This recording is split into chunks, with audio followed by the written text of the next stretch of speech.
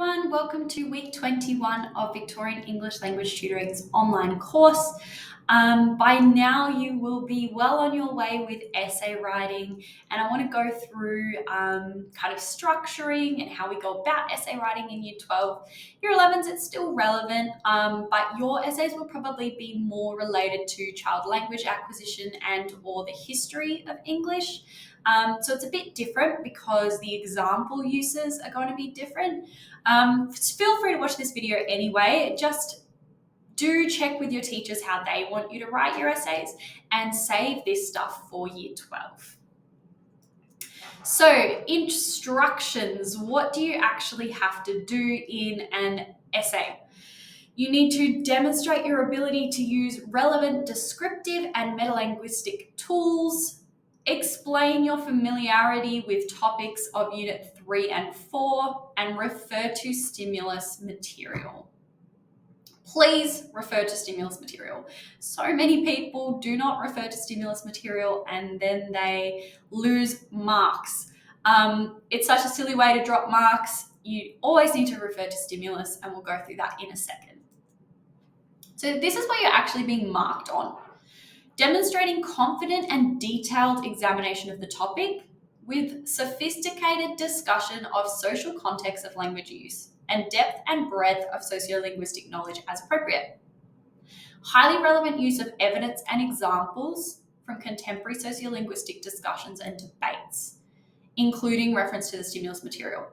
If you're struggling to find essay evidence and examples from contemporary sociolinguistic discussions and debates, which is a mouthful, please send me an email. I can link you into a Google Doc that I've got. Every year I create a Google Doc, and if you want to join that, there is an additional fee, but we have students from all over adding to that Google Doc and collaborating with essay examples to help, just so we can help each other, because it can be really hard to find them. Excellent analysis, highly appropriate and effective metalanguage, tightly structured essay characterized by the assured use of features of written discourse. So that's what we're going to be aiming for. This is what your stimulus material looks like. You have a question number at the top, stimulus in the middle, and your prompt down the bottom. Stimulus material is designed to give you ideas. So always read through the stimulus material. If you're struggling to come up with ideas, you can even use this as a bit of an essay plan. So I would go through and figure out what's the main point of each stimulus and then base a paragraph around that. You only need to reference the stimulus once, in your essay. Don't use all of the stimulus material because it will seem as though you don't have your own examples or your own ideas.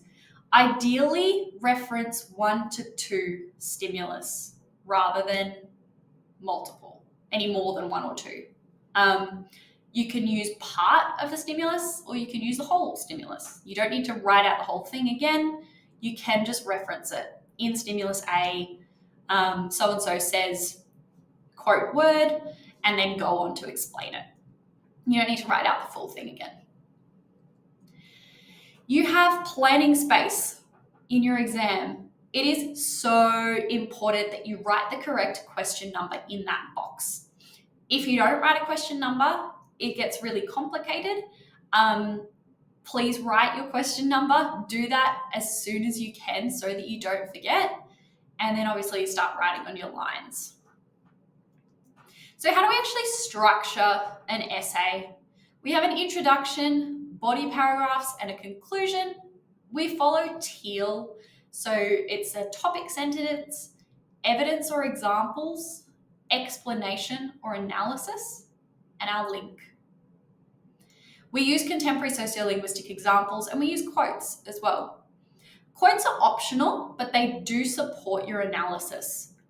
So quotes are when people say something about language. So if I say, texting is ruining the English language, that's a quote because I'm giving an idea about language. If I say, my friend Noah texted me LOL, That's an example. That's a contemporary sociolinguistic example because it is someone actually using language. So it's really important to differentiate between those two, because you need 2 to 3 examples per paragraph, but quotes are completely optional. Let's talk about introductions. How do you actually do an introduction? We start with a contention where we address the prompt and provide a unique perspective. VCA examiners get paid per paper that they mark, so they go through as quickly as they can. So you want to capture their attention in the first sentence, if possible, and that's why you want to provide a unique perspective. You don't want to just restate the prompt. Second sentence can be a linguist quote. Allow the linguist to agree with you. So say, this is what I think, as Kate Burridge agrees, insert her quote. This ticks off on, let me go back, that confident and detailed examination of the topic. So how are we confident? We're confident because a linguist agrees with us. That's a little trick I've learned over the years. We outline our body paragraphs. So we have one sentence covering paragraphs 1 and 2, and then another sentence covering paragraph 3. And then we want to link. So link to your essay prompt and also link to your essay contention. I've put a sample introduction here, so feel free to pause now and read through this. I'm not going to go through it word for word, but this is your chance to have a look at what an introduction could look like using that structure. Body paragraphs. So we've gone through topic sentence, evidence examples, explanation analysis, and link. Your evidence and examples need to be Australian and from this year. So you can't use examples that previous students have used, unfortunately. You need to come up with your own. We aim for 2 to 3 per paragraph. So that's going to be 6 to 9 per essay. Some people think that's a lot. It feels like a lot when you first start writing, but the more you write with them, the more practices you do, the more naturally they're going to come to you. You don't have to sit down and memorize them because you'll be familiar with analyzing and writing about them. Our explanation and analysis is meta-language to describe these evidence and examples, and links to our big ideas. So big ideas like function, register, face needs. We have context, overt and covert prestige, all of that kind of stuff. And stimulus. This is where we incorporate our stimulus. You can incorporate stimulus as if it's evidence or examples, or as if it's a quote. Quotes are optional. Down the bottom, we just have that differentiation between evidence and quotes as well.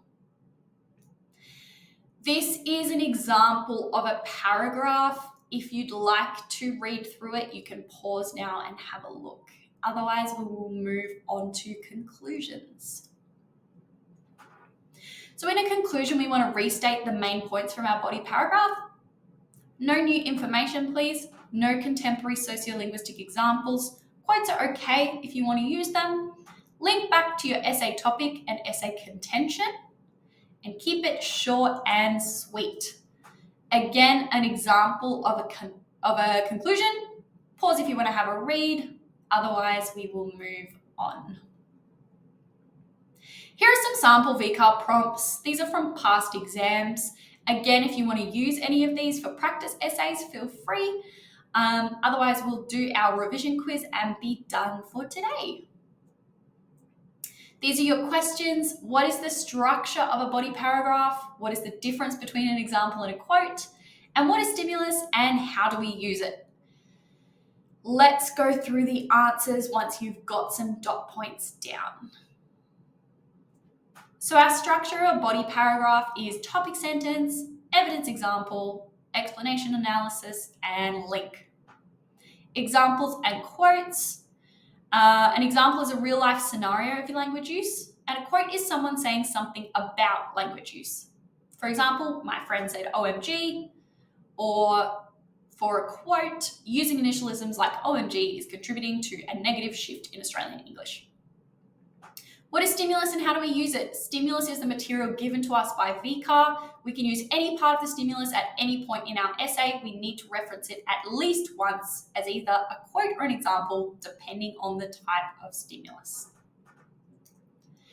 Thank you for tuning in for this week. I look forward to seeing you next week. All the best with your study, guys. Bye.